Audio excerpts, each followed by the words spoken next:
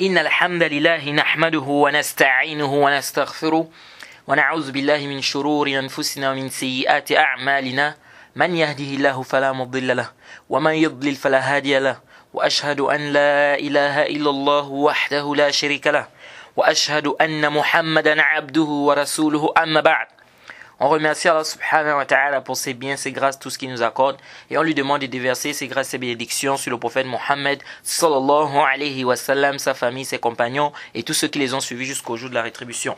Nous sommes toujours dans l'explication de Al-Aqidatul Wasitiyya du Cheikh al-Islam Ibn Taymiyyah, rahimahullah. Alors le Cheikh ici continue, il dit, il est toujours en train de citer les versets, n'est-ce pas, qui parlent des attributs d'Allah subhanahu wa ta'ala. Il dit, Allah subhanahu wa ta'ala dit, wasbir li hukmi rabbika fa innaka bi a'yunina. Et soit Tour au verset 48. Ensuite il dit, Allah subhanahu wa ta'ala dit toujours, wa hamalnahu ala zati alwahin wa dusur tajri bi a'yunina jaza'an liman kana kufir ou kufira. Surat Qamar au verset 13 à 14. Donc le premier verset, Allah subhanahu wa ta'ala dit, et supporte, parce que le premier verset c'est Surat 52 verset 48, et supporte patiemment la décision de ton Seigneur, car en vérité tu es sous nos yeux. Le deuxième verset, Allah subhanahu wa ta'ala dit, c'est Surat 54 verset 13 à 14, et nous le portâmes sur un objet fait de planches et de clous, c'est-à-dire l'arche, voguant sous nos yeux, récompense pour celui, n'est-ce pas, pour ceux-là qui ont quoi, ceux qui ont renié, n'est-ce pas, qui avaient renié, c'est-à-dire Nuh. Ensuite, le cheikh continue, dit Allah subhanahu wa ta'ala dit, wa alqaytu alayka mahabbatan minni wa litusna ala ayni. Surat Taha, au verset 39. Il dit, et j'ai répondu sur toi une affection de ma part afin que tu sois élevé sous mon œil. Alors, le cheikh a apporté ces versets pour nous parler de l'attribut des yeux. L'attribut des yeux. Les gens de la Sunna affirment qu'Allah subhanahu wa ta'ala a des yeux. Allah subhanahu wa ta'ala a deux yeux. Nous affirmons qu'Allah subhanahu wa ta'ala a deux yeux. Et les yeux d'Allah subhanahu wa ta'ala n'ont rien à voir avec les yeux de ses créatures. Pourquoi? Parce qu'Allah dit Laysa kamithlihi shay'un wa huwa as-sami'ul basir. Rien ne lui ressemble, il est l'audient, le clairvoyant. Donc rien ne ressemble à Allah subhanahu wa ta'ala. Donc Allah a deux yeux, on affirme, oui, Allah a deux yeux. Les yeux d'Allah sont comme les yeux de créatures? Non. Pourquoi? Parce qu'il a dit rien ne lui ressemble. On dit non, mais pourquoi vous dites yeux? Si on dit les yeux, l'être humain aussi a les yeux, donc ça veut dire quoi? Que ça se ressemble, on dit kalamun batil. Pourquoi? Parce que la similitude au niveau de l'appellation n'implique pas la similitude au niveau de la manière. Ça c'est plus que clair, on a déjà détaillé ça. On peut dire, on dit les pattes de poule, on dit les pattes de chien. Mais pourtant c'est très bien que les pattes de poule n'ont rien à voir avec les pattes du chien, c'est différent. Walillahil masalul a'la. Donc ici on dit la similitude au niveau de l'appellation n'implique pas la similitude au niveau de quoi? De la manière. Donc ici le cheikh a apporté ce verset pour nous parler de quoi? De l'attribut des yeux. Allah subhanahu wa ta'ala dit quoi? Car en vérité tu es sous nos yeux. Sous nos yeux. Donc Allah subhanahu wa ta'ala a des yeux. Et Allah subhanahu wa ta'ala dit quoi? Voguant sous nos yeux. C'est plus que clair. Et j'ai répandu sur toi mon affection, j'ai répandu sur toi une affection de ma part, afin que tu sois élevé sous mon œil. Donc ça veut dire qu'Allah subhanahu wa ta'ala a des yeux. Donc on affirme qu'Allah subhanahu wa ta'ala a des yeux. Et on affirme qu'Allah a deux yeux. Je répète, Allah a deux yeux. Le dalil qui prouve qu'Allah subhanahu wa ta'ala a deux yeux. Le hadith qui est venu dans le Sahihain, où le prophète Mohammed sallallahu alayhi wa sallam a dit quoi? Le prophète Mohammed sallallahu alayhi wa sallam dit que Dajjal est borgne. Il dit, mais votre Seigneur n'est pas borgne. Inna Allah laysa bi'a'war. Ou inna rabbakum laysa bi'a'war. Votre Seigneur n'est pas borgne. Et dans une version, fa'ashara biyadihi ila aynihi. Wa inna al-masih ad-dajjal a'war ayn al-yumna.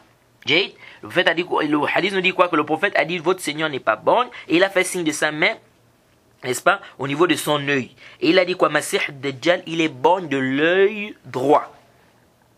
Bien évidemment, ça aussi c'est un khilaf. Est-ce que c'est l'œil droit ou c'est l'œil gauche? Mais ce n'est pas notre débat ici.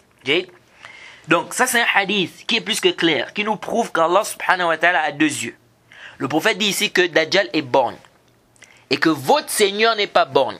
Et dans le hadith on dit même il est borgne de l'œil droit. Donc ça prouve que Allah subhanahu wa ta'ala a deux yeux. Ça prouve qu'Allah subhanahu wa ta'ala a deux yeux. Et ça c'est un consensus, un ijma' des savants. Le Cheikh al-Islam Ibn Taymiyyah il a rappelé le consensus des savants. Tous les savants sont unanimes, tous les savants de la sunna sont unanimes qu'Allah subhanahu wa ta'ala a deux yeux. C'est un ijma', c'est un consensus. Et le hadith est plus que clair que Allah subhanahu wa ta'ala n'est pas borgne. Donc ça veut dire qu'Allah a deux yeux. Maintenant, arju an tantabihu huna. Il y a une ambiguïté que certaines personnes apportent ici. Intabihu huna. Certaines personnes viennent et disent non. Borgne, ça ne veut pas dire que quoi? Qu'Allah subhanahu wa ta'ala a deux yeux? Non. Pas parce qu'on dit non, votre Seigneur n'est pas borgne, ça veut dire qu'il a deux yeux. Non. Ils disent quand on repart dans les dictionnaires, etc., on voit que le mot borgne, c'est quelqu'un qui a perdu un œil. C'est quelqu'un qui a perdu un œil. Ils disent donc quelqu'un qui a perdu un œil, ça peut être un de ses deux yeux, un de ses trois yeux, un de ses quatre yeux, un de ses cinq yeux, un de ses six yeux, un de ses sept yeux, un de ses huit yeux, etc.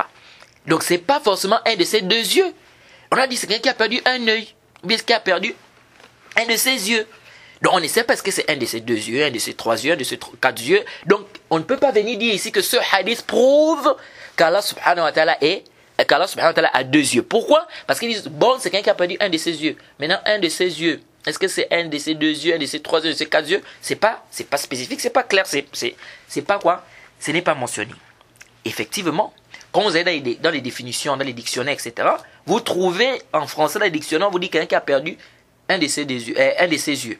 Ou bien quelqu'un qui a perdu un œil. Donc on ne sait pas est-ce que c'est un de ces deux, des trois ou quatre ou cinq yeux. Bref. Arju an tantabihu huna. Je demande votre attention ici. Ça c'est une parole qui est complètement batil, min abtal batil, et c'est mardoud, et c'est ghayr maqboul. C'est une parole qui est batil, c'est une parole qui est nulle, qui est rejetée avec la toute dernière énergie, c'est même pas acceptable. Limaza intabihu huna. Attention ici. Pourquoi? Nous disons ceci, et c'est là où vous allez voir beaucoup de gens s'égarer. Lorsque tu veux comprendre un mot en langue arabe, tu ne vas pas aller regarder la définition en langue française.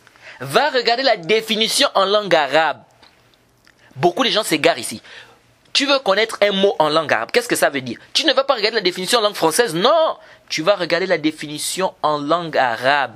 Pourquoi? Parce que le Coran est descendu en langue arabe. Donc on s'adressait aux Arabes. Quand le Coran est descendu, on s'adressait aux Arabes. Quand le prophète a parlé dans ce hadith, quand il a dit que le prophète, qu'Allah subhanahu wa ta'ala n'est pas bon et que Dajjal est bon, il parlait à des gens qui comprenaient quoi? C'était pas la langue arabe. Donc si tu veux comprendre qu'est-ce que ça veut dire bon, tu dois comprendre qu'est-ce que ça veut dire en langue arabe. Bon. Qu'est-ce que ça veut dire dans la langue arabe? Borgne. Et donc là, tu vas comprendre comment est-ce que ces Arabes-là ont compris quand le prophète a dit borgne. Comment est-ce que les compagnons du prophète ont compris borgne. Pourquoi? Parce qu'ils ont compris ça selon leur langue, qui est la langue arabe. Donc vraiment, ça c'est une erreur que beaucoup de gens font. Quand tu veux connaître un mot en langue arabe, ne va pas regarder la définition en français. Regarde la définition d'abord en langue arabe. Qu'est-ce que ça veut dire dans la langue arabe? Maintenant, c'est un équivalent en français, alhamdoulilah. Mais de venir définir un mot qui est en langue arabe, tu définis ça par une définition en langue française, tu peux tomber dans l'erreur. Tu peux tomber quoi? Dans l'erreur ici. Donc, il faut faire très attention ici, intabihu. Et j'ai rappelé ça. Quand on a parlé ici du sens figuré, le truc, quand j'ai dit, on a expliqué qu'il n'y a pas de sens figuré, ni dans la langue arabe, ni dans le Coran. Et c'était l'avis qui est juste. Et ça a été soutenu par des savants de langue arabe également. Il y a des savants de langue arabe qui ont affirmé qu'il n'y a pas de sens figuré, ni dans la langue arabe, ni dans le Coran. Et on a dit qu'il y a une divergence. On a dit que la vie qui était juste, c'était quoi? C'était qu'il n'y a pas de sens figuré. On a expliqué qu'on ne doit pas ici se dire que tout ce qui est dans la langue française, c'est dans la langue arabe. Non. Et on a pris des exemples. On a dit par exemple le pronom anti. Anti, c'est la fille, c'est-à-dire c'est toi, le féminin. Lorsque tu veux dire par exemple, une fille, par exemple, tu vas utiliser anti. Mais en français, il n'y a pas ça. En français, tu dis tu. Que ça soit l'homme ou que ça soit la femme. Jade. Mais est-ce que ça existe ici en français? Non. Donc ici, il faut faire attention. Il y a plusieurs temps qui existent en français qui n'existent pas en langue arabe. Donc si tu veux comprendre un mot, tu dois d'abord connaître qu'est-ce que ça veut dire dans la langue arabe. Ne va pas regarder, on a dit bogne. Alors comme tu as la traduction du mot bogne, maintenant tu vas regarder la définition du mot bogne en français. Non. Qu'est-ce que ça veut dire awar dans la langue arabe? Parce que le Coran est descendu en langue arabe et on doit comprendre ça comme les Arabes comprenaient, c'est-à-dire comme les compagnons du prophète Mohammed sallallahu alayhi wa sallam ont compris ont compris cela. Quand le prophète a cité ce hadith, il a dit A'war. Donc eux, ils ont compris par rapport à quoi? Par rapport à la langue arabe. Donc si toi tu veux comprendre aussi A'war, c'est pas en français que tu vas comprendre cela. Effectivement, quand vous regardez les dictionnaires en français, j'ai essayé de regarder, vous trouvez qu'on vous dit bon, c'est celui qui a perdu quoi? Qui a perdu un œil. Or, dans la langue arabe, dans la langue arabe, le bon, comme l'a dit Ibn Manzour dans son livre Lisan al-Arab, il dit dans la langue arabe, le mot bon, c'est celui qui a perdu un de ses deux yeux. Le bon, dans la langue arabe, c'est celui qui a fait quoi? Le a'war, c'est celui qui a perdu un de ses deux yeux. Donc ici, là, c'est plus la peine d'apporter cette falsafate-là. Donc ici, c'est un hadith qui est plus que clair, qui nous montre que Allah subhanahu wa ta'ala a deux yeux. Ça, c'est déjà dans la langue arabe, le bon, c'est celui qui a perdu un de ses deux yeux. Et lorsque le prophète dit ici que Allah n'est pas bon, ça veut dire qu'Allah a deux yeux. Et deuxièmement, c'est un consensus des savants, comme a dit le Cheikh al-Islam Ibn Taymiyyah, que les savants de la Sunna sont tous unanimes qu'Allah subhanahu wa ta'ala a deux yeux. Donc, c'est pas la peine d'amener des falsafat ici, ou bien soi-disant d'ijtihad. Quelqu'un va faire son ijtihad à lui, et il va venir dire ici que non, on peut pas dire qu'Allah a deux yeux. Kalamun batil wa saqit wa ghayr maqboul. Jade. Et je profite à rappeler, il y a un hadith qui est venu dans le Bazar, un hadith d'Abu Huraira, où il dit que le prophète Mohammed a dit Inna la abda iza qama yusalli fa innahu bi yadi aynila. Ça, c'est un hadith daif. Et un hadith où on dit que le prophète a dit que le serviteur, lorsqu'il se lève pour prier, il est devant les deux yeux d'Allah. Donc il y a un hadith qui est venu dire les deux yeux. Ce hadith qui dit que lorsque le serviteur se prie devant Allah subhanahu wa ta'ala, il est devant les deux yeux d'Allah. Le hadith qui dit, qui a cité deux yeux d'Allah comme ça, c'est un hadith qui est da'ifun jidda. C'est da'ifun jiddan. C'est dans la chaîne de transmission, on a Ibrahim ibn Yazid, et c'est un rapporteur qui est quoi? Qui est matrouk. Donc ici, c'est un hadith qui est quoi? Qui est da'if, qui est faible. Et la suite du hadith, on dit même lorsqu'il se détourne, Allah subhanahu wa ta'ala dit, tu te détournes vers qui? Tu regardes qui? Bref, ça c'est un hadith qui est quoi? Qui est daif, on n'a pas besoin de ça. Maintenant, il y a une mas'ala ici. Certains savants sont allés à dire, lorsqu'Allah subhanahu wa ta'ala a dit, afin que tu sois élevé sous mon œil. Certains savants ont dit ici, sous mon œil, c'est-à-dire sous notre protection. Sous notre protection. Ou bien, lorsqu'Allah subhanahu wa ta'ala dit, et nous le portâmes sur un objet, n'est-ce pas, fait de planches et de clous, voguant sous nos yeux. Certains savants disent, sous nos yeux, c'est-à-dire sous notre protection. Parce que les gens des sectes, parfois, ils viennent avec ça. Oh non, voilà aussi les savants qui ont fait le ta'wil, vous dites comme ça. Nous disons, faites de la différence entre la voix des savants de la sunna et la voix des gens des bid'a. Faites la différence entre la voix des gens des bid'a et la voix des savants de la sunna. Les savants de la sunna qui ont dit qu'ici là, ce qui est voulu, c'est-à-dire sous notre protection, ces savants-là n'infirment pas l'attribut des yeux. Ils ne disent pas qu'Allah n'a pas des yeux. Puisque le Cheikh al-Islam a dit quoi? C'est un consensus des savants. Les savants de la sunna sont tous unanimes qu'Allah a des yeux. Qu'Allah a deux yeux même. Donc ici, la divergence est sur ce verset-là. Est-ce que c'est un verset de sifat? C'est un verset qui parle des attributs d'Allah subhanahu wa ta'ala, oui ou non? Et on a déjà parlé de ça, que les savants parfois ils divergent sur un verset. Est-ce que ici c'est l'attribut qui est voulu, oui ou non? Mais ça ne veut pas dire qu'ils ont rejeté l'attribut, ou bien qu'ils ne sont pas, n'est-ce pas, d'accord sur l'attribut, n'est-ce pas? Donc le ans le sifa, c'est-à-dire l'attribut lui-même, les savants affirment cela. Le Cheikh al-Islam a été plus que clair, c'est un consensus. Mais là où il y a une différence, c'est sur le verset spécifique. Est-ce que ce verset-là parle de l'attribut des yeux, oui ou non? Là, les savants peuvent diverger. Et ici, ce n'est pas un ta'wil. Ils ont regardé ici le zahir tarkibi. Ils se sont appuyés sur quoi? Sur le zahir tarkibi, c'est-à-dire le sens apparent du texte de par sa composition. Donc, ce n'est pas un ta'wil ici. Or, vous, quand vous rejetez l'attribut des yeux, c'est quoi? C'est parce que vous voulez fuir le tashbih. Vous dites, si on dit qu'Allah a des yeux, ça veut dire que ces yeux sont comme ces créatures. On ne peut pas dire qu'Allah, les yeux d'Allah sont comme les yeux de créatures. Donc, on ne dit pas qu'Allah a des yeux. Donc, on va dire que les yeux ici, c'est quoi? C'est la protection, etc. Donc, vous faites quoi? Un ta'wil. Pourquoi? Parce que vous voulez fuir le tashbih. Or, les savants de la sunna, c'est pas ça. Les savants de la sunna qui ont dit ça, ils se sont appuyés sur quoi? C'est par rapport au contexte du verset. Ils ont regardé le contexte du verset, ils disent que le contexte du verset nous montre que c'est ça le sens ici. Ce n'est pas un problème de quoi? Parce qu'ils veulent faire le tashbih comme vous. Or, vous, votre voix, c'est que vous faites quoi? Vous reniez les attributs d'Allah subhanahu wa ta'ala parce que vous faites le tashbih. Et nous disons l'avis qui est juste, Sahih al-Rajih, c'est que ce verset-là, ça parle de l'attribut des yeux. Hein? Ça parle de l'attribut des yeux. Et puis, on dit, il n'y a même pas de problème ici. Ici, quand on dit Allah subhanahu wa ta'ala, quand Allah subhanahu wa ta'ala dit, hein, voguant sous nos yeux, ça n'empêche pas ici que ça soit l'attribut des yeux. Voguant sous nos yeux, on dit oui, réellement ici, voguant sous nos yeux. Jade. Donc les yeux ici, en tant qu'attribut. En même temps aussi, ça veut dire quoi? La protection. En même temps aussi, c'est quoi? C'est la protection. Donc ici, il n'y a même pas de mal ici. Il n'y a pas de, c'est-à-dire, il n'y a pas d'ishkal. Il n'y a pas d'ishkal, il n'y a pas de problème ici. On dit voguant sous nos yeux, c'est-à-dire oui, effectivement, ici il s'agit de l'attribut des yeux. Mais en même temps aussi, il y a ce qu'on appelle quoi? Il y a la protection ici. Donc de venir dire que ce verset-là, ce n'est pas le verset d'attribut, cet avis-là, nous ne sommes pas de cet avis. Nous sommes l'avis des savants qui disent que le verset ici, c'est un verset qui parle de l'attribut des yeux. Car nous ne voyons pas ce qui nous empêche ici de dire quoi? De dire que ce verset-là parle de quoi? L'attribut des yeux. Et c'est ce qui est zahir. Et c'est ce qui est zahir, c'est ce qui est apparent. Donc nous disons ici que le verset parle de l'attribut des yeux. Et en même temps, Allah subhanahu wa ta'ala, quand Allah subhanahu wa ta'ala dit que il est afin que tu sois élevé sous mon œil ou bien voguant sous nos yeux, nous disons oui, effectivement, et il le préserve en même temps. Il le préserve en même temps. Donc il n'y a pas de quoi? Il n'y a pas d'ishkal. Il n'y a pas d'ishkal ici. Maintenant ici, on a des versets où Allah dit, hein, il parle des yeux au singulier. On a le verset où Allah parle des yeux au pluriel.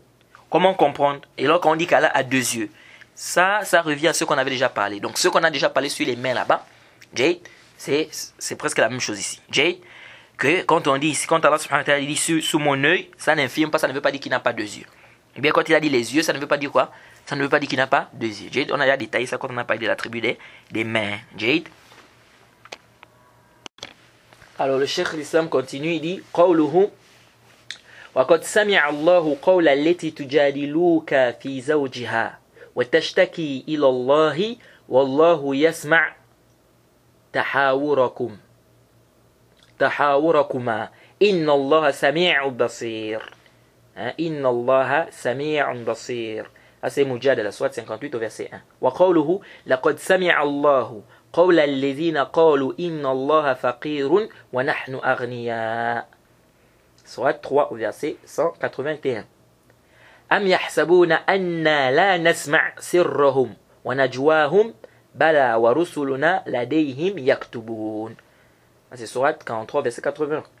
Ensuite Allah subhanahu wa ta'ala dit إنني معكما أسمع وأرى.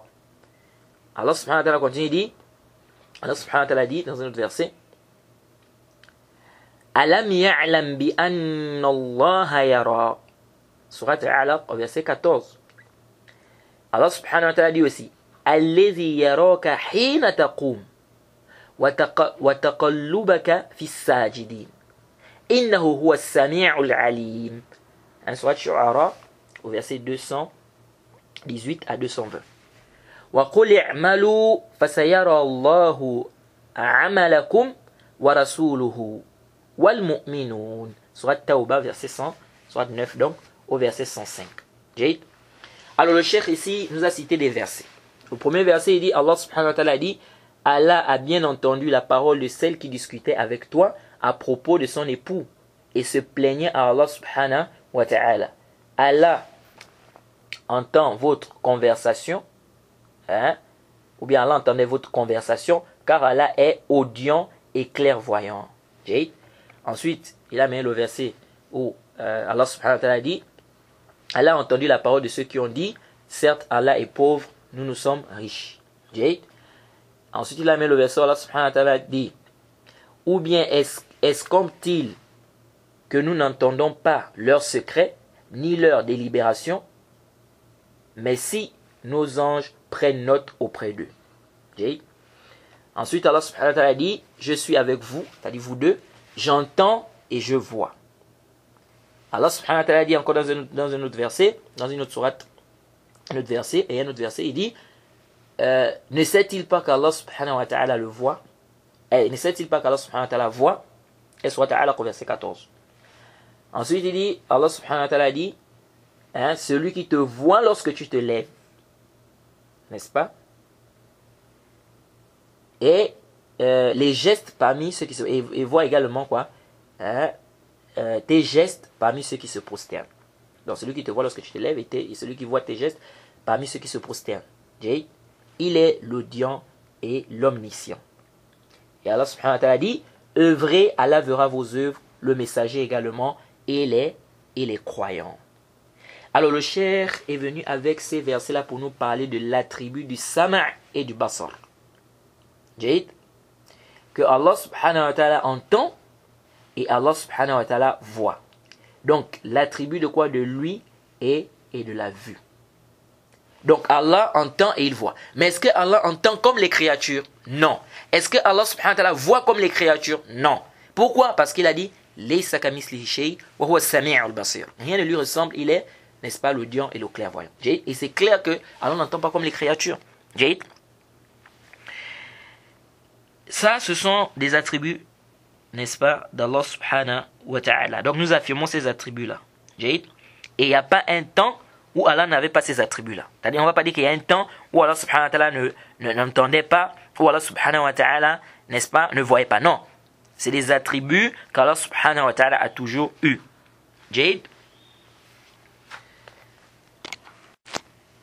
Alors, cet attribut-là, ou bien, oui, l'attribut qu'on appelle lui, ça a deux sens dans les textes. Ça a le sens de la perception des voix, entendre des voix. Ça a le sens aussi de quoi? C'est-à-dire répondre. Comme on dit dans la prière, Sami Allahu liman hamida. Allah répond à celui qui le loue. On dit Allah entend celui qui le loue. Qu'est-ce que ça veut dire Allah entend celui qui le loue? C'est-à-dire Allah répond. Ou bien, innaka, Sami'u du'a. Tu es celui qui entend l'invocation. Qu'est-ce que ça veut dire tu es celui qui entend l'invocation? C'est-à-dire, certes, c'est toi qui entends l'invocation, c'est-à-dire, tu réponds. Et dans le Sahih Muslim, le hadith où le prophète a demandé la protection, il a dit A'udhu bika min du'a ila yusma'. Je cherche protection auprès de toi contre une invocation qu'on n'entend pas. Ça veut dire quoi une invocation qu'on n'entend pas? C'est-à-dire une invocation qui n'est pas quoi? Qui n'est pas exaucée, c'est-à-dire dont on ne répond pas. Donc ici là on dit ça a le sens, le sama', ça peut avoir le sens de quoi? De répondre. Ça peut avoir le sens de quoi? De la perception des voix, c'est-à-dire entendre. Et les gens de la sunna affirment les deux sens là. Alors, ça c'est quoi? Nous affirmons cet attribut qu'Allah subhanahu wa ta'ala entend, Allah subhanahu wa ta'ala voit. Maintenant, les gens des sectes, tels que la Sha'ira et tout le reste, quand ils viennent sur l'attribut des yeux, certains parmi eux, ils disent quoi? Ils disent les yeux en fait, ça veut dire la vue. Est-ce que vous suivez? Ils disent les yeux, ça veut dire la vue. Mais ça ne veut pas dire qu'Allah subhanahu wa ta'ala a des yeux. Non. Quand on dit les yeux, ça veut dire la vue. On dit kalamun batil. C'est une parole qui est complètement nulle parce qu'il y a une différence entre les yeux et il y a une différence entre la vue. L'œil est l'objet de la vue. Par exemple, l'aveugle. L'aveugle a des yeux, mais est-ce qu'il voit? Il ne voit pas, mais il a des yeux. Donc venez dire ici que quand on a parlé des yeux, ça veut dire la vue, kalamun batil. Parce que nous avons les yeux et nous avons aussi la vue. Un aveugle, il a des yeux, mais il ne voit pas. Donc venez dire ici que les yeux, c'est la vue, c'est kalamun batil. Alors, ces gens de sectes-là, qu'est-ce qu'ils disent les Asha'ira? Les Asha'ira, quand ils disent l'attribut, on dit, vous allez voir, on va vous dire, les Asha'ira, ils affirment l'attribut de la vue et l'attribut de lui. Intabihu huna. Les Asha'ira, quand ils te disent Allah entend, qu'est-ce qu'ils veulent dire par Allah entend? C'est pourquoi vous allez voir que même les attributs qu'on dit que les Asha'ira affirment, les 7 attributs-là, quand vous rentrez en détail dans ces attributs-là, vous leur posez des questions, c'est-à-dire vous leur demandez de détailler. Vous allez voir, c'est-à-dire des mukhalafat là-bas, en plein. Ils contredisent les gens de la sunna dans beaucoup de points. Intabihuna. Lorsque vous entendez un Ash'ari dire qu'Allah entend, qu'est-ce qu'ils veulent dire les Asha'ira lorsqu'ils te disent qu'Allah entend? Quand ils te disent Allah entend, c'est-à-dire qu'Allah subhanahu wa ta'ala a entendu tout ce qui se dit en ce moment-là sur cette terre-là, il a entendu ça depuis. Intabihu. Or, c'est pas ce que les gens de la sunna disent. C'est-à-dire, eux, ils vont te dire quoi? Ils vont te dire, par exemple, là, maintenant, on est en train de faire le dars, non? Ils te disent que ce qu'on est en train de dire là dans le dars, Allah subhanahu wa ta'ala a entendu ça depuis avant qu'il ne nous crée. Quand Allah subhanahu wa ta'ala dit ici que Allah a bien entendu la parole de celle qui discutait avec toi, ils disent non. Ils disent Allah a entendu ça depuis avant même qu'il n'ait créé le prophète Mohammed sallallahu alayhi wa sallam, avant qu'il n'ait créé même cette femme-là. Allah avait déjà entendu ça. Ils ont haza qawlun batil. Ça c'est une parole qui est complètement batil et à rejeter avec la toute dernière énergie. On dit non. Allah subhanahu wa ta'ala a entendu lorsqu'ils ont discuté. Allah subhanahu wa ta'ala entend ce que nous sommes en train de dire en ce moment. Donc dire qu'Allah avait déjà entendu ça avant qu'il n'ait créé, eh bien avant qu'il ne nous crée, kalamun batil wa saqit. C'est pourquoi en réalité, c'est comme si en réalité, est-ce qu'ils affirment, quand tu regardes bien la mas'ala, est-ce qu'en réalité ils affirment l'attribut de lui, en disant qu'Allah entend? Parce qu'ils viennent, ils te disent quoi? Maintenant tu vas parler avec quelqu'un, il te dit tout ce qu'on est en train de dire là, Allah a déjà entendu ça depuis. C'est-à-dire il a entendu, c'est pas qu'il entend ça maintenant, non, ils te disent Allah a entendu ça depuis avant même qu'il ne nous crée. Donc avant même qu'on ne parle de ça, Allah avait déjà entendu ça. Haza qawlun batil. Hein? Ça, il faut faire attention ici les frères, parce que je vous assure que le chapitre des noms et des attributs d'Allah, beaucoup de gens se sont égarés ici. Beaucoup de gens se sont égarés ici. Faites très attention. Le tawhid, c'est très important. Revenir vers les savants de la sunna. Ne pas s'éloigner de la croyance des gens de la sunna. Donc ici on dit quoi? On dit Allah subhanahu wa ta'ala a entendu ça lorsqu'ils ont discuté. Jade. Et le prophète Mohammed sallallahu alayhi wa sallam dit quoi? Et Allah subhanahu wa ta'ala dit quoi dans le verset? Allazi yaraka hina takum. C'est lui qui te voit lorsque tu te lèves. Donc, à quel moment Allah subhanahu wa ta'ala a vu? C'est lorsqu'il se lève. On va pas dire non. Allah subhanahu wa ta'ala a vu ça depuis avant qu'il ne le crée. Les choses al-kalam. Ça c'est quoi? Ça c'est pas correct, c'est pas juste. C'est comme on dit, hein, le Coran qadim an-nu'. Vous entendez des gens qui disent Al-Qur'an qadim an-nu'. On dit non.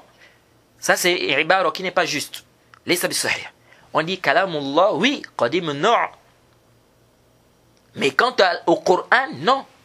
Parce que Allah subhanahu wa ta'ala a parlé, n'est-ce pas, dans le Coran à un moment précis. On ne va pas dire que le Coran c'est qadim an-nu'. Non.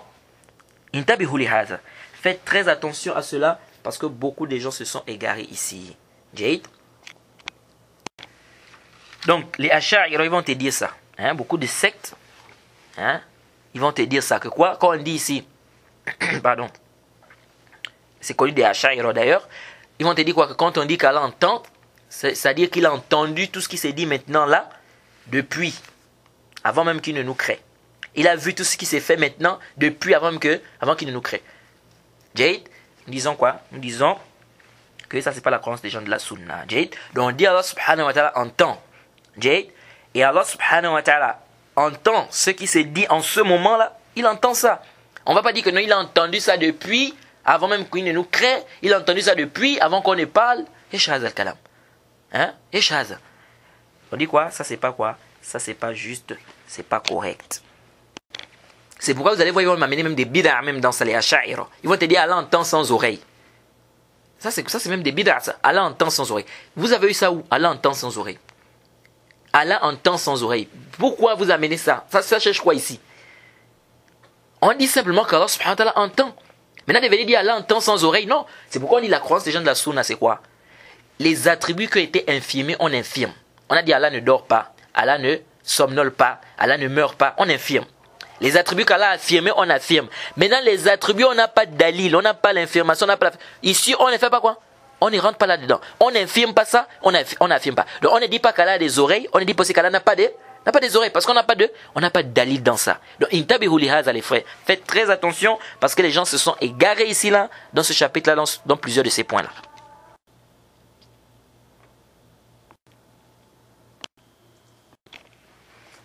Donc, cette conception-là, de dire qu'Allah subhanahu wa ta'ala, n'est-ce pas, a entendu ce qu'on est en train de dire en ce moment, il a entendu ça depuis, c'est pas qu'il entend ce qu'on est en train de dire, mais il a entendu ça depuis, ça là, on dit quoi? Que ce n'est pas juste. Et puis, regardez même tous les versets qu'on a cités. Hein? Allah subhanahu wa ta'ala dit quoi? I'malu fasayara. Œuvrer. Allah verra. Donc, à quel moment il verra? Lorsqu'on va œuvrer. Donc, venez dire ici qu'Allah subhanahu wa ta'ala, il a il a déjà entendu, c'est-à-dire tout ce qu'on est en train de dire en ce moment, Allah subhanahu wa ta'ala a entendu ça depuis, avant même qu'il ne nous crée, ou bien avant même qu'on ne dise cela, ou bien tout ce qu'on fait, il a vu ça depuis, avant qu'on ne fasse, etc. Ça c'est quoi? Ça c'est pas une conception qui est quoi? Qui est correcte, qui est juste. Jade.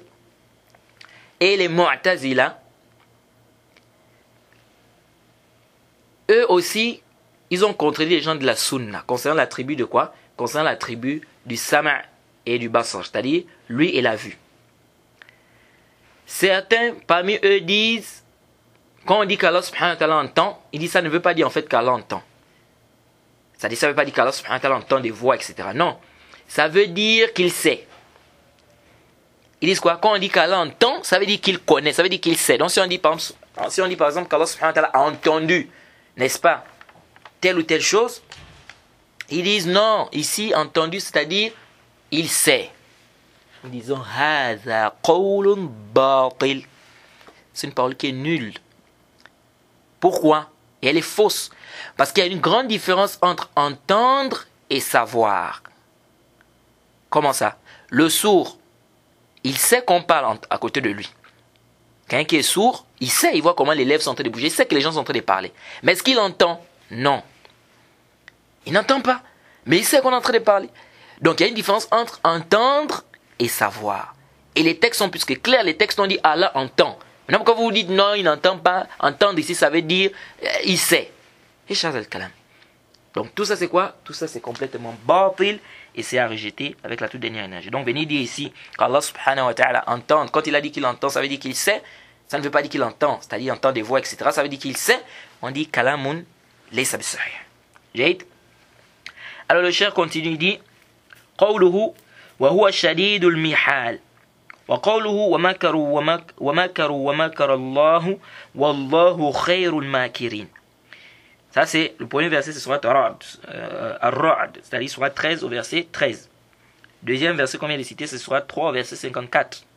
Ici وقوله ومكروا مكرا ومكرنا مكرا وهم لا يشعرون. C'est surat Naml, surat 27 au verset 50. Et il dit Allah subhanahu wa ta'ala, innahum yakiduna kaida wa akidu kaida. Ils se servent d'une ruse, moi aussi je prépare une ruse. Ça c'est surat Tariq au verset 15 à 16. Et le verset qu'on a cité précédemment dans surat Naml au verset 27, Allah subhanahu wa ta'ala dit, ils ourdirent, n'est-ce pas, une ruse, et nous ourdîmes une ruse sans qu'ils ne s'en rendent compte. Donc le cheikh a apporté ces versets pour nous parler de quoi? Le cheikh a apporté ces versets pour nous parler de l'attribut, c'est-à-dire de la ruse, hein?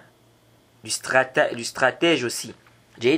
La ruse, le stratège. Donc parmi les attributs, on attribue à Allah subhanahu wa ta'ala la ruse et le stratège pour la ruse contre ceux qui rusent, le stratège contre ceux qui font des stratèges. Donc on dit ici l'attribut de la ruse contre ceux-là qui rusent. Donc à la ruse contre ceux-là qui rusent. À la stratégie contre ceux-là qui font des stratèges. Et la ruse d'Allah subhanahu wa ta'ala n'a rien à voir avec la ruse des créatures. Le stratège d'Allah subhanahu wa ta'ala n'a rien à voir avec le stratège des créatures. Donc toujours se rappeler des règles qu'on a eu à citer dès le début des cours, sans faire le tahrif, le ta'til, le tamsil, le takif. Alors ces deux attributs on affirme ça. Mais on dit ici quoi? Qu'Allah ruse contre ceux qui rusent. Allah fait des stratèges contre ceux qui font des stratèges. Donc les gens de la Sunna affirment ces deux attributs de la manière dont il convient. C'est-à-dire de la manière dont cela convient à sa grandeur. Sans faire le takif, le ta'til, le tahrif et le tamsil. Donc, le premier verset, on a dit Wahuwa shadidul mihal, c'est-à-dire il est redoutable en sa force. Bon, ici il y a deux avis des savants. Certains savants disent ici mihal c'est proche du stratège et de la ruse. Et d'autres ont dit c'est-à-dire ici shadidul mihal, c'est-à-dire il est dur en châtiment, etc. Donc redoutable dans sa force. Ala kulli hal, ici là c'est clair que le cheikh nous avec par les versets qu'il a cités, il veut nous parler de l'attribut de quoi? Du makr et du kaid.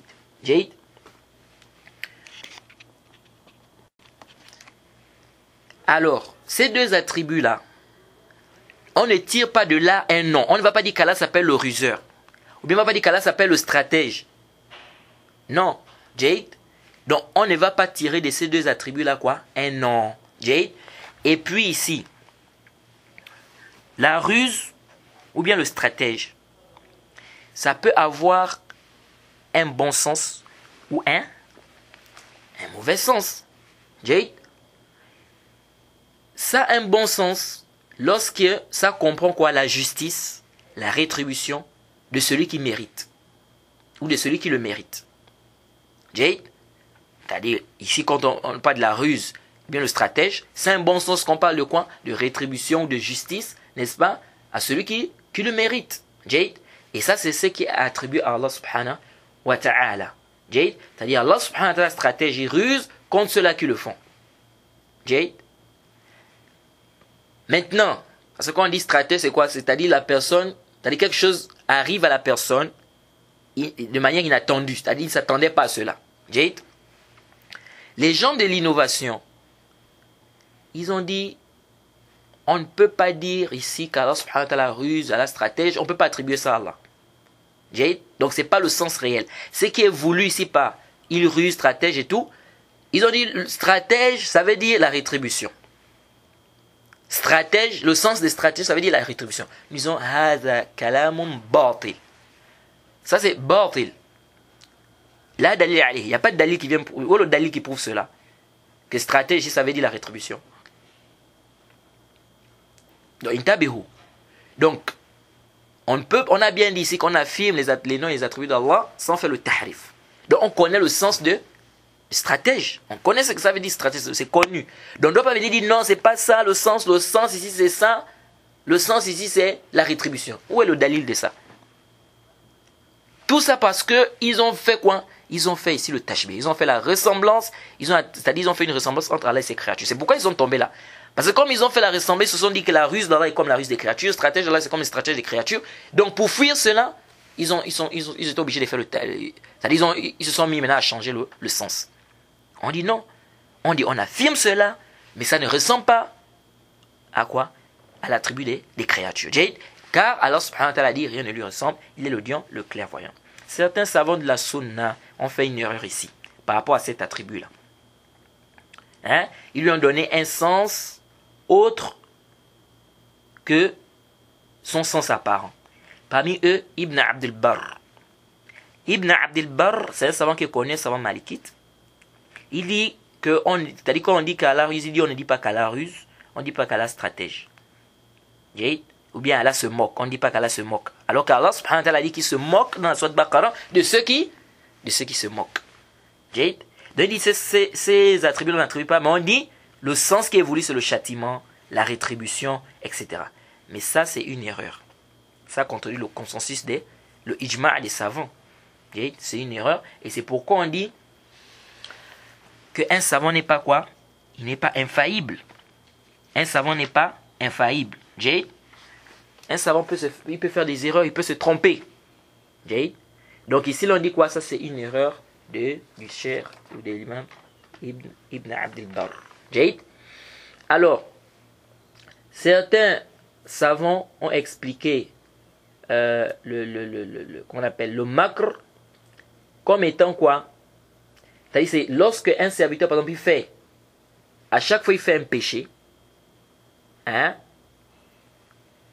ils ont expliqué ça en disant que c'est quoi l'istidraj bin ni'am min haythu la ya'lamun. C'est-à-dire à chaque fois que le serviteur fait un péché, il a un bienfait. À chaque fois qu'il fait un péché, il a un bienfait. Qu'est-ce qui va se passer? Si à chaque fois que tu fais un péché, tu as un bienfait, tu fais un péché, tu vas te dire que donc ce que tu es en train de faire là, c'est bien. Et ça me fait penser à une histoire. Un de mes frères, et vraiment je demande qu'Allah fasse en sorte qu'il revienne dans l'islam, il s'est islamisé. Après, il a abandonné les sorties de l'islam. Il a eu une maladie, il est tombé malade. Alors cette maladie, beaucoup de personnes qui ont ça, qu'il connaissait, sont mortes. Alors, qu'est-ce qu'il dit? C'est là vous voyez, faut vraiment, c'est pourquoi on demande vraiment qu'Allah subhanahu wa ta'ala nous maintienne dans la voie droite. Il dit, si réellement il était dans le faux, comme il a abandonné l'islam, il dit l'islam n'est plus, l'islam c'est pas la vérité, etc. Il dit, si vraiment il était dans le faux, il devait déjà mourir depuis. Donc le fait qu'il ne meure pas, parce qu'il y a des gens qui ont la même maladie que lui, mais qui ne font que mourir devant lui. Mais lui, depuis qu'il a la maladie, il n'est pas mort. Donc ça prouve qu'Allah l'aime. Donc ça prouve qu'il n'est pas dans le faux. Parce que s'il était dans le faux, il devait faire quoi? Il devait déjà mourir. Regardez un peu ça. Ça c'est kalamun batil. Kalamun batil. C'est pourquoi. Regardez ce qu'Allah subhanahu wa ta'ala dit. Surat 6. Surat 6 au verset 44. Surat 6 au verset 44. Allah subhanahu wa ta'ala dit فَلَمَّا نَسُوا مَا ذُكِّرُوا بِهِ فَتَحْنَا عَلَيْهِمْ أَبْوَابَ كُلِّ شَيْءٍ حَتَّى إِذَا فَرِحُوا بِمَا أُوتُوا. Qu'est-ce qu'Allah dit? أَخَذْنَاهُمْ بَغْتَةً فَإِذَا هُمْ مُبْلِسُونَ. أَخَذْنَاهُمْ بَغْتَةً فَإِذَا هُمْ مُبْلِسُونَ. Allah subhanahu wa ta'ala dit, puis lorsqu'ils eurent oublié ce qu'on leur avait rappelé, nous leur ouvrîmes donc les portes, donnant sur toute chose l'abondance. Jade. Et lorsqu'ils eurent exulté de joie en raison de ce qui leur avait été donné, nous les saisîmes soudain et les voilà désespérés. Donc Allah accordait à ces gens-là quoi, des biens. Ils se sont dit que, oh, donc c'est-à-dire qu'ils sont dans le bien. Allah subhanahu wa ta'ala dit, mais après il les a saisis. Est-ce que vous voyez un peu? C'est pourquoi il faut faire attention. C'est pourquoi il y a un hadith qui a été rendu Hassan bimajmu' al-turuqi, c'est-à-dire par ses voies de transmission. C'est un hadith de Uqba ibn Amir.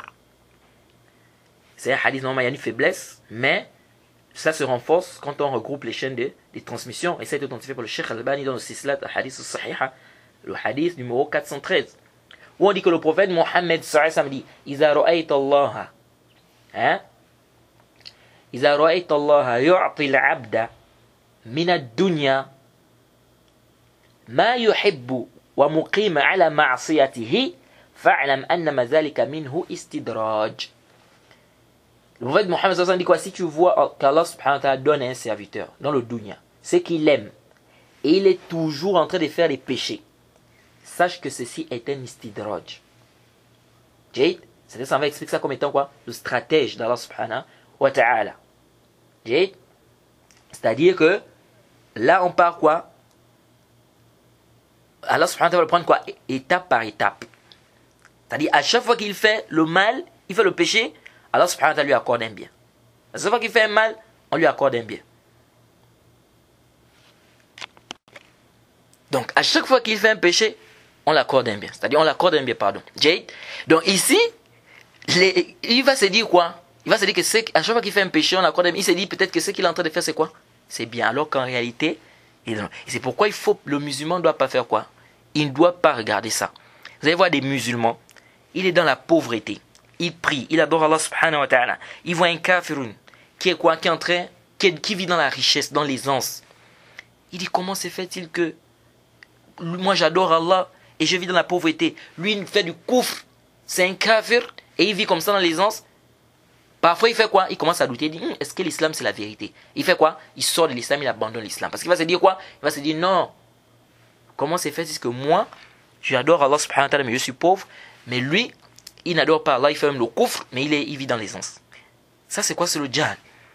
Ça c'est le djhal. Donc le musulman ne doit pas faire quoi? Il ne doit pas se laisser berner par cela. Jade? Le musulman ne doit pas se laisser berner par cela. Il doit faire très très attention. Jade? Donc c'est pas parce que tu es en train de faire un péché et qu'Allah ne te châtie pas sur place que cela veut dire que ce que tu fais est bien. Parce qu'il y en a qui se disent il fait un acte mais il ne fait qu'avoir des bienfaits. Il se dit mais ça veut dire que ce que j'ai fait n'est pas mauvais alors. Parce que c'était mauvais, Allah devait déjà me châtier. Non, Allah n'est pas pressé de te châtier. Allah subhanahu wa ta'ala n'est pas pressé de te châtier. Allah est patient. Donc, intabihu li hadha. Donc, nous affirmons ces attributs-là, qui est l'attribut de la ruse, etc. Mais on a dit, on doit dire quoi? Qu'Allah ruse contre ceux qui rusent. N'est-ce pas? Il stratège contre ceux qui font des stratèges. Jade. Alors le cheikh continue, il dit in tubdu khairun aw tukhfuhu aw ta'fu an su'in fa inna Allah kana afwan qadir. Surat Nisa au verset 149. Ensuite le cheikh dit ici qu'Allah subhanahu wa ta'ala dit que vous fassiez du bien ouvertement ou en cachette, ou bien que vous pardonniez un mal, alors Allah est pardonneur. Okay. Ensuite, le cheikh dit وَلْيَعْفُوا وَلْيَصْفَحُوا أَلَا تُحِبُّونَ أَنْ يَغْفِرَ اللَّهُ لَكُمْ وَاللَّهُ غَفُورٌ رَحِيمٌ. Surat Nour, surat 24 verset 22. Allah subhanahu wa ta'ala dit qu'il pardonne et absolve. N'aimez-vous pas qu'Allah subhanahu wa ta'ala vous pardonne, et Allah est pardonneur et miséricordieux. Ensuite, il dit, Allah subhanahu wa ta'ala dit, surat Munafiqun, surat 63 verset 8, Allah subhanahu wa ta'ala dit وَلِلَّهِ الْعِزَّةُ وَلِرَسُولِهِ وَلِلْمُؤْمِنِينَ. Or, c'est à Allah qu'est la puissance ainsi qu'à son messager et aux croyants. Et il dit, Allah subhanahu wa ta'ala a dit concernant Iblis, قَالَ فَبِعِزَّتِكَ لَأُغْوِيَنَّهُمْ أَجْمَعِينَ. Soit 38 au verset 82. Shaitan a dit quoi? Iblis a dit, par ta puissance, je les séduirai assurément tous. Bien évidemment, sauf tes serviteurs élus parmi eux, comme c'est venu dans le verset. Ensuite, il dit, Allah subhanahu wa ta'ala dit, Tabaraka ismu rabbika zil jalali wal ikram. Béni soit le nom de ton Seigneur, plein de majesté et de magnificence. Ça, c'est surat 55 au verset 78. Alors, le cheikh a apporté ça pour parler de quoi? Pour parler du afu, c'est-à-dire du pardon, l'attribut du pardon, ou bien le marfira. Mais ici, c'est quoi? C'est le afu, c'est-à-dire le pardon. Est-ce qu'il y a une différence entre le afu et le marfira? Bon, ici, il y a beaucoup de paroles des savants. Certains disent que le marfira, ça englobe tous les péchés, les grands, les petits. Donc, ils ont dit le marfira est plus général. D'autres disent le afu, qui est plus général. Ça englobe les grands et les petits péchés. Ala kulli hal, ce que nous devons retenir ici, c'est quoi? C'est qu'Allah subhanahu wa ta'ala est pardonneur. Allah subhanahu wa ta'ala pardonne. Jade.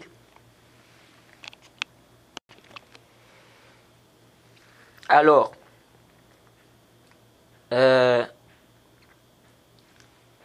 ici, on a dit quoi? Allah subhanahu wa ta'ala est quoi? Il est qadir. En soit Nisa. Jade. Est-ce qu'il y a une différence entre Al-Quwwa et Al-Qudra? Je pense que j'ai déjà détaillé ça. Jade.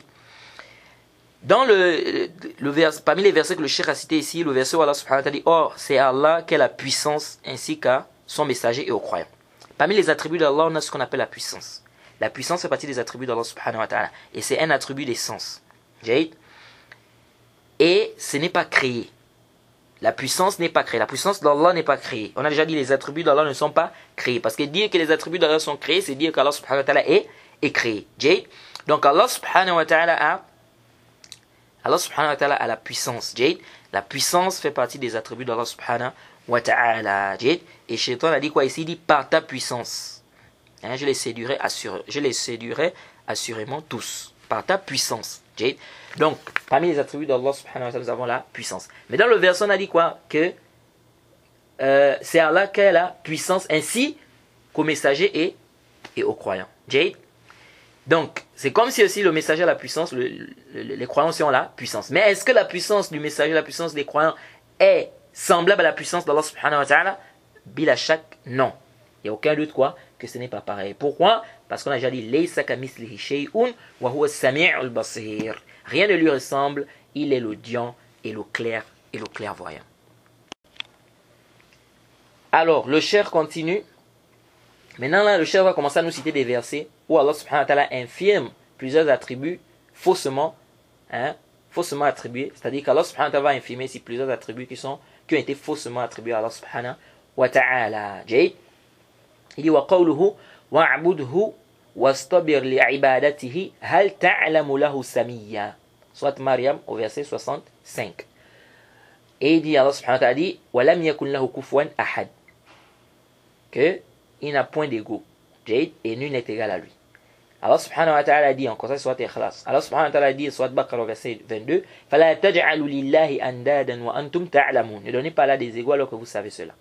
Allah subhanahu wa ta'ala dit, وَمِنَ النَّاسِ مَنْ يَتَّخِذُ مِنْ دُونِ اللَّهِ أَنْدَادًا يُحِبُّونَهُمْ كَحُبِّ اللَّهِ. Que parmi les gens, il y en a qui prennent en dehors d'Allah subhanahu wa ta'ala des égaux, ils les aiment comme on aime Allah subhanahu wa ta'ala. وَقُلِ الْحَمْدُ لِلَّهِ الَّذِي لَمْ يَتَّخِذْ وَلَدًا وَلَمْ يَكُنْ لَهُ شَرِيكٌ فِي الْمُلْكِ وَلَمْ يَكُنْ لَهُ وَلِيٌّ مِنْ ذُلٍّ وَكَبِّرْهُ تَكْبِيرًا. Soit Isra, verset 111. Allah subhanahu wa ta'ala dit, soit Isra, je crois que c'est soit 17. Proclame grandement, il dit pardon, louange à Allah subhanahu wa ta'ala, celui qui n'a point d'enfant, et il n'a point d'associé dans sa royauté, et il n'a jamais eu de protecteur de l'humiliation. Proclame grandement sa grandeur. Ensuite le cheikh rapporte le verset où Allah subhanahu wa ta'ala dit, yusabbihu lillahi ma fi samawati wa ma fi al-ard wa lahu al-mulk wa lahu al-hamd wa huwa ala kulli shay'in qadir. Ce qui est dans les cieux et sur la terre, et ce qui est sur la terre glorifie Allah subhanahu wa ta'ala. À lui la royauté et à lui les louanges, il est capable de tout. Alors, le cheikh ici a apporté ces versets. On va commencer par le premier verset. Le premier verset où Allah subhanahu wa ta'ala dit, adore-le et patiente dans son adoration. Est-ce que tu connais Allah subhanahu wa ta'ala des homonymes? Ce verset en Sourate Maryam au verset 65, ça c'est un verset qui nous montre, qui nous prouve, n'est-ce pas, que c'est un argument, n'est-ce pas, qui prouve que le tawhid on peut le diviser en trois. Parce qu'au début le verset dit Rabbus samawati wal ard wa ma baynahuma. Rabbus samawati wal ard wa ma baynahuma. C'est-à-dire le Seigneur des cieux et de la terre et de ce qu'il y a entre les cieux et la terre. Ça c'est le tawhid rububiyya, l'unicité de la seigneurie. Que c'est Allah subhanahu wa ta'ala qui a créé les cieux et la terre, c'est lui le maître, n'est-ce pas, c'est lui qui pourvoit aux besoins des créatures, n'est-ce pas, c'est lui qui administre toutes choses. Wa'budhu wastabir li'ibadatihi. Adore-le et sois patient dans son adoration. Ça c'est le tawhid al-uluhiyya, c'est-à-dire l'unicité dans l'adoration. Hal ta'lamu lahu samiyya. Lui connais-tu un homonyme? Ça c'est le tawhid al-asma wa sifat, c'est-à-dire l'unicité des noms et des attributs d'Allah subhanahu wa ta'ala. Donc ceux qui viennent pour dire non, la division du tawhid et tout ceci que vous êtes en train de faire là, c'est comme ça, ça c'est le jah, c'est batil ou le dalil de ça. Nous disons l'istiqra. Et je crois que on a réfuté cela dans le sharh de Kitab al-Tawhid. C'est-à-dire ceux qui disent que non, on ne doit pas diviser le tawhid en trois comme ça, etc., etc. Les gens des bid'a qui viennent avec quoi? Avec ce genre de parole qui est complètement batil. Alors, Allah subhanahu wa ta'ala dit quoi? Il dit adore-le et sois patient dans son adoration. Le serviteur doit être... Pourquoi Allah subhanahu wa ta'ala dit ça? Parce que le serviteur doit être patient. Il doit être patient dans l'adoration. Parce que la patience, les savants disent quoi? Il y a la patience dans l'obéissance, il y a la patience dans les interdits, et il y a la patience face au destin. C'est-à-dire lorsque quelqu'un il fait ses 5 prières par jour, il jeûne, n'est-ce pas? Il fait le pèlerinage, s'il a les moyens, il fait sortir la zakat. C'est une patience, c'est pas tout le monde qui peut faire ça. Faire 5 prières par jour, ça demande de la patience. Donc il patience dans l'obéissance. Patiente aussi dans les interdits. Quelqu'un maintenant il veut faire la fornication, mais il dit Allah interdit, il s'abstient. Quelqu'un veut boire le vin, il dit Allah interdit, il s'abstient. C'est une patience, il est en train de patienter. Est-ce que vous voyez un peu? Donc on patiente dans l'obéissance, on patiente aussi dans les interdits, et on patiente aussi face au destin. Face au destin d'Allah subhanahu wa ta'ala. C'est ce qu'Allah subhanahu wa ta'ala a décrété. Et ici, là, parmi les choses qu'Allah subhanahu wa ta'ala a infirmées, il y a quoi? L'enfant. Allah, ici, il dit qu'il n'a pas d'enfant. Donc Allah n'a pas d'enfant. Dire qu'Allah subhanahu wa ta'ala a un enfant, c'est du kufr. Parce que si tu as fait quoi? C'est comme si tu contredis ce qu'Allah a dit. Tu as démenti à ce qu'Allah a dit. Allah dit dans le Coran qu'il n'a pas d'enfant. Toi tu dis si, il a un enfant. Comme j'avais écouté un musulman une fois, il dit nous sommes tous les enfants d'Allah. Comment ça nous sommes tous les enfants d'Allah? Vous voyez, ce qui te prouve que les gens ont besoin d'apprendre leur croyance. Attribuer à Allah un enfant, c'est grave. C'est grave, les frères. Allah subhanahu wa ta'ala dans Surat Maryam, au verset 88. وَقَالُوا اتَّخَذَ الرَّحْمَنُ وَلَدًا لَقَدْ جِئْتُمْ شَيْئًا إِدًّا تَكَادُ السَّمَوَاتُ يَتَفَطَّرْنَ مِنْهُ وَتَنشَقُّ الْأَرْضُ وَتَخِرُّ الْجِبَالُ هَدًّا أَنْ دَعَوْا لِلرَّحْمَنِ وَلَدًا وَمَا يَنْبَغِي لِلرَّحْمَنِ أَنْ يَتَّخِذَ وَلَدًا إِنْ كُلُّ مَنْ فِي السَّمَوَاتِ وَالْأَرْضِ إِلَّا آتِي الرَّحْمَنِ عَبْدًا. Allah subhanahu wa ta'ala dit, et ils ont dit, le tout miséricordieux s'est attribué un enfant. Soit Maryam, soit 19, à partir du verset 88.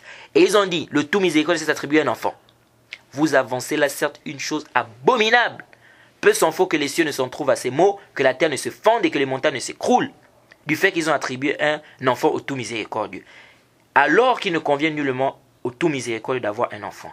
Tous ceux qui sont dans les cieux et sur la terre se rendront auprès du tout miséricordieux en tant que, sans exception, en tant que serviteur. Donc Allah subhanahu wa ta'ala est clair. Il dit peu s'en faut que les cieux ne se trouvent à ces mots, que la terre ne se fonde et que les montagnes ne s'écroulent, du fait qu'ils ont attribué un enfant au tout miséricordieux. Donc c'est grave de dire qu'Allah subhanahu wa ta'ala a un enfant. Et c'est du kufr.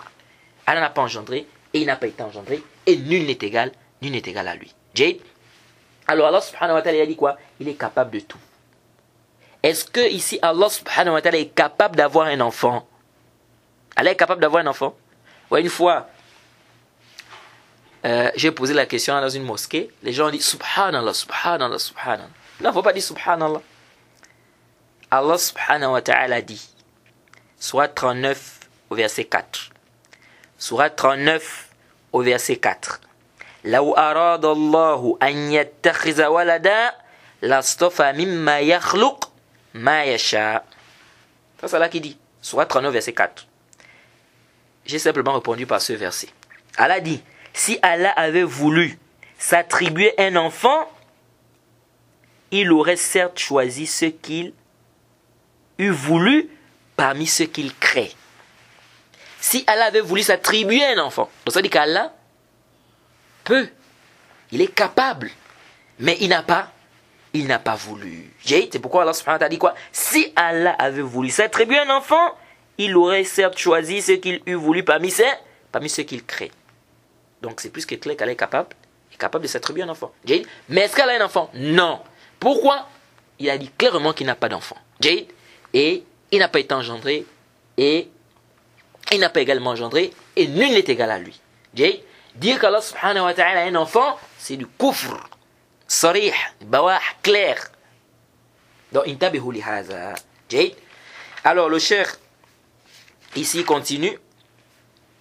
Il dit, Tabarak allazi nazzal al-furqan ala abdihi liyakuna lil alamina nazira. Allazi lahu mulku as-samawati wal ard wa lam yattakhidh walada. ولم يكن له شريك في الملك وخلق كل شيء فقدره تقديرا ما اتخذ الله من ولد وما كان معه من إله إذ لذهب كل إله بما خلق ولعلى بعضهم على بعض سبحان الله عما يصفون عالم الغيب والشهادة فتعالى عما يشركون. Surat Mu'minun, verset 91 à 92. فلا تضربوا لله الأمثال إن الله يعلم وأنتم لا تعلمون. Surat Nahl, Surat 16 verset 74. قل إنما حرم ربي الفواحش ما ظهر منها وما بطن والإثم والبغي بغير الحق وأن تشركوا بالله ما لم ينزل به سلطانا وأن تقولوا على الله ما لا تعلمون. Alors le cheikh nous a apporté plusieurs versets ici. Premier verset, dit Allah subhanahu wa ta'ala, il dit, béni celui qui, Allah subhanahu wa ta'ala dit, béni celui qui a fait descendre le Furqan, donc le Coran, le discernement, sur son serviteur, afin qu'il soit avertisseur à l'univers. Celui-là qui a la royauté, n'est-ce pas, des cieux et de la terre, il n'a point d'enfant, il n'a point d'associé dans sa royauté. Il a créé toutes choses en lui donnant sa juste proportion. Surat Furqan, verset 1 à 2. Ensuite, il a mis le verset où Allah subhanahu wa ta'ala dit, Allah subhanahu wa ta'ala n'a point d'enfant. Il ne s'est pas attribué d'enfant. Allah subhanahu wa ta'ala n'a point d'enfant. Et il n'existe point de divinité avec lui. Sinon chaque divinité s'en irait avec ce qu'elle a créé, et certaines seraient supérieures aux autres. Ensuite, il a apporté le verset où Allah subhanahu wa ta'ala dit, la suite du verset, pardon, gloire et pureté à Allah, il est supérieur à tout ce qu'il décrive. Il est celui qui connaît le monde invisible, c'est-à-dire il est celui qui connaît le connaisseur du visible et de l'invisible, et il est au-dessus de ce qui lui associe. Et là, c'est Surat Mu'minun, au verset Surat 23, hein, si je ne m'abuse, au verset 91 à 92. Et ensuite, il a apporté le verset où Allah subhanahu wa ta'ala, il n'attribuait donc pas à Allah des semblables. Allah subhanahu wa ta'ala sait et vous ne savez pas. Ensuite, il a terminé par le verset où il a dit, mon Seigneur n'a interdit que les turpitudes, les grands péchés, n'est-ce pas, tant apparentes que secrètes, de même que les péchés, transgressions sans droit, et d'associer à Allah ce dont on n'a pas fait descendre, ou bien ce dont on n'a fait descendre aucune preuve, et de dire sur Allah ce que vous ne savez pas. Alors, ici, Allah subhanahu wa ta'ala est en train d'infirmer clairement qu'il n'a pas d'enfant. Et ici, on a dit béni, soit celui qui a fait descendre quoi? Celui qui a fait descendre sur son serviteur, le Furqan, donc le discernement. La bénédiction, comme le prophète Mohammed dit, al-barakatu min Allah. La bénédiction vient d'Allah. On ne va pas dire à quelqu'un bénis-moi. Non. Ça me fait penser à un chrétien, une fois il est venu chez moi en courant. Il dit Mohammed. J'ai dit qu'est-ce qui se passe? Il m'a dit bénis-moi. Oh, j'ai dit comment ça? Il m'a dit non, bénis-moi, tu viens de la Mecque. J'ai dit non, c'est pas moi qui bénis. Le prophète a dit quoi? Al-barakatu min Allah. La bénédiction vient d'Allah subhanahu wa ta'ala. Alors, le cheikh ici, il a apporté un verset où Allah subhanahu wa ta'ala dit, soit Nahl, soit 16 au verset 74, où Allah dit, n'attribuez donc pas à Allah des semblables. Ici, certains savants disent, ça veut dire, ne faites pas d'analogie entre Allah et ses créatures. Car dans l'analogie, il y a quoi? Il y a une sorte d'égalité. Dit par exemple qu'Allah subhanahu wa ta'ala est comme ça, ou bien il est comme telle ou telle créature. Là, tu as fait quoi l'analogie? Et tu as fait quoi? Tu as mis Allah subhanahu wa ta'ala à égalité avec ses créatures. Et on a déjà détaillé concernant l'analogie. On a dit l'analogie qui est autorisée, c'est l'analogie par fortiori. Parce que là-dedans, il n'y a pas d'égalité. Et la preuve, Allah subhanahu wa ta'ala dit Wallahu mathalul a'la, soit 30 au verset 27. Ils disent quoi? Il a la transcendance absolue. Ou bien, Walillahil mathalul a'la, surat 16 au verset 60. Tandis qu'Allah seul a le qualificatif suprême. Donc on a déjà dit quelle est l'analogie qui est autorisée. Donc ici qu'on a dit Tabarakallahu nazal al-furqan, c'est-à-dire qu'on exacte la bénédiction de celui qui a fait descendre, qu'on appelle le furqan, c'est plus que clair ici, n'est-ce pas, que c'est Allah subhanahu wa ta'ala qui a fait descendre le Coran. Le Coran, parmi les noms du Coran, c'est quoi? Al-Furqan, le discernement. Pourquoi? Parce que ça différencie entre le haqq et le batil. Et ici, Allah subhanahu wa ta'ala dit, il n'existe point de divinité avec lui. Ça c'est dans la surat Mu'minun, surat 23, si je ne m'abuse. Qu'Allah subhanahu wa ta'ala dit quoi ici? Il dit ici, il n'existe point de divinité avec lui. Sinon, chaque divinité s'en irait avec ce qu'elle a créé, et certaines seraient supérieures aux autres. Ça, c'est une réplique à ceux-là qui associent Allah subhanahu wa ta'ala dans le rububiyyah, dans la seigneurie. Et on a déjà rappelé, quand on dit le tawhid de rububiyyah, souvent de manière générale, on dit que les gens connaissent le tawhid de rububiyyah. Ça, c'est de manière générale. Sinon, dans les tafsilat, il y a des gens qui tombent dans quoi? Dans beaucoup de quoi? Dans beaucoup d'erreurs. Il y a des gens qui ignorent beaucoup de choses dans le tawhid de rububiyyah. Quand on dit que les gens connaissent le tawhid de rububiyyah, c'est une façon de dire quoi? C'est ce qui est quoi? ce qui est apparent comme la création. C'est-à-dire les gens savent tous que c'est Allah subhanahu wa ta'ala qui a créé, c'est Allah subhanahu wa ta'ala qui pourvoit aux besoins des créatures, c'est Allah subhanahu wa ta'ala le maître. C'est pourquoi quand on vient, les jama'at tout tablir, quand ils viennent faire leur da'wah en disant, chers frères, vous avez vu, chers frères dans la foi, vous avez vu c'est Allah qui a créé les cieux et la terre, chers frères dans la foi, vous avez vu la lune, chers frères dans la foi, vous avez vu ceci. On dit non, là tu n'es pas en train de faire quoi? D'enseigner les gens le tawhid. Le tawhid, c'est pas seulement le tawhid de Rububiyya. C'est pas seulement l'unicité de la seigneurie, parce que ça là, aslan, les gens n'ont pas trop de problèmes dans ça. Ça c'est de manière générale. On dit bien ça c'est de manière générale. Sinon, vous allez voir dans des tafsilat, parce que quand quelqu'un va chez un ganga, chez un charlatan, disant qu'il veut la subsistance, on doit lui donner un gris-gris, lui là il a des problèmes au niveau de quoi? Au niveau de son tawhid ar-rububiyya. Donc ça quand on dit, les gens connaissent ça, ça c'est de manière générale. Sinon, il y a beaucoup de choses que les gens ignorent. Ça c'est une réplique à ceux-là qui est associé à Allah subhanahu wa ta'ala dans le tawhid ar-rububiyya. Donc Allah subhanahu wa ta'ala nous a dit ici qu'il n'existe pas de divinité avec Allah subhanahu wa ta'ala. Et ça c'est clair. S'il y avait deux divinités, on devait avoir trois situations. Première situation, tous les deux font tout ensemble. Ils sont tous d'accord, n'est-ce pas? Surtout, ils s'aident entre eux. Deuxième situation, ils ne sont pas d'accord entre eux. Troisième situation, comme Allah dit dans le Coran ici, chacun devait partir avec son monde. Le premier cas déjà c'est batil. Pourquoi? Parce qu'ils sont tous d'accord, ils s'aident entre eux. Ça montre qu'ils sont faibles. Parce que l'un ne peut rien faire sans l'autre. Donc ça montre qu'ils sont faibles. Et ça veut dire aussi quoi? Qu'ils ne peuvent pas, c'est-à-dire que ils ne peuvent pas créer une créature tous les deux. C'est-à-dire, si on dit par exemple que les deux vont créer une créature, c'est-à-dire qu'il y a un qui va créer une partie, il y a l'autre qui va créer une partie. Est-ce que vous voyez? C'est comme maintenant, on va dire, deux personnes ont soulevé, ils ont soulevé quoi? Une caisse. Ça veut dire qu'il y a une personne qui a pris une partie, qui a soulevé une partie, l'autre a soulevé une partie. Donc, lorsqu'ils vont créer, c'est évident, un va créer une partie, l'autre va créer une autre partie. Ils ne peuvent pas créer tous les deux. C'est-à-dire, au même moment, il faudra quoi? Il faudra nécessairement qu'un crée une partie et l'autre crée une autre partie. Donc, ils ne pourront pas créer au même moment la même créature, n'est-ce pas, ensemble. Non. Ici, on va dire oui, ils ont créé ensemble. Mais comment ils ont créé ensemble? C'est-à-dire, l'un a créé une partie, l'autre a créé quoi? Une partie. Jade. Et ça c'est quoi? Ça c'est complètement quoi? C'est complètement batil. Donc on ici dire qu'il y a deux divinités, ça ne peut pas aller. Pourquoi?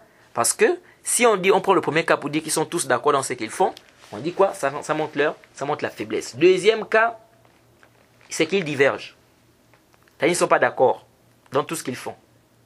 Un veut faire une chose, l'autre veut empêcher. Un dit par exemple que je vais créer ça, l'autre dit non. Il y aura un problème. Est-ce que, ici on va dire que, par exemple, si un dit qu'il veut créer par exemple un oiseau, l'autre dit non. Est-ce qu'on va dire que l'oiseau va être créé et en même temps l'oiseau ne va pas être créé? Non, ça ne peut pas aller parce que les deux sont en contradiction. Donc il faut bien qu'il y ait un qui ait le dessus sur l'autre. Est-ce que vous voyez? Un dit aujourd'hui il y a la pluie, l'autre dit non, il n'y a pas la pluie. Comment ça va se passer? Donc ici c'est clair, c'est clair que ça ne peut même pas. C'est-à-dire dire qu'il y a deux divinités, c'est même par le acte, ça ne passe pas, par la raison, ça ne passe pas. Donc ce qui veut dire quoi? Qu'il y a forcément un qui va avoir le dessus. Parce qu'on ne peut pas dire que les deux vont réussir ce qu'ils veulent. C'est-à-dire, c'est deux volontés qui sont en contradiction. Lui là il veut créer l'oiseau, l'autre dit non, on ne crée pas l'oiseau. Donc l'oiseau ne peut pas même être créé et ne pas être créé. Est-ce que vous voyez un peu? Donc, premier cas ici, les deux vont réussir à réaliser leur volonté, et ça c'est pas déjà possible, parce que l'oiseau ne peut pas être en même temps créé et en même temps ne pas être créé.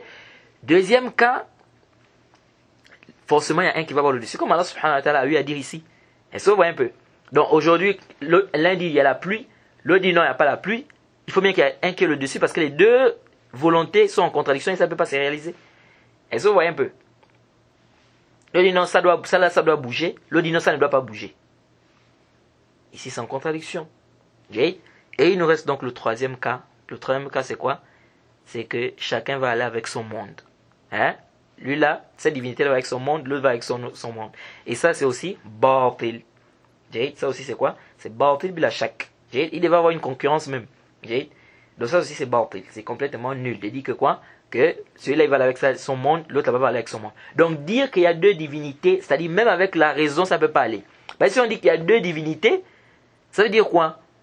On a trois situations. Soit on va dire que les deux font tout en même temps, et ça montre déjà leur faiblesse. Ou on va dire qu'ils divergent, et s'ils divergent, donc ça veut dire qu'il ne peut pas avoir deux divinités, parce que le monde va faire quoi? Le monde va être en désordre.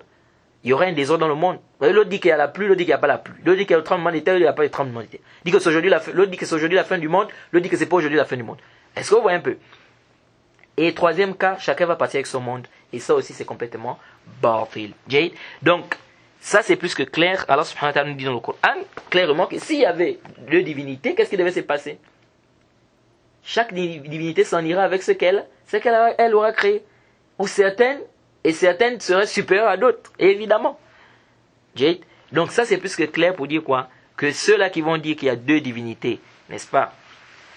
Nous avons deux divinités que nous devons adorer sur cette terre-là, ça ne passe pas. Ça ne passe pas. Donc on va s'arrêter ici, on demande qu'elle nous facilite. Subhanaka Allahumma bihamdik, wa ashhadu an la ilaha illa anta astaghfiruka wa atubu ilaik. Avant de partir, j'allais oublier.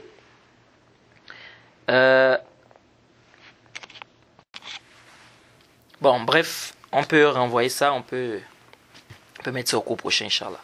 Donc on demande qu'elle nous facilite. Assalamu alaikum wa rahmatullahi wa barakatuh.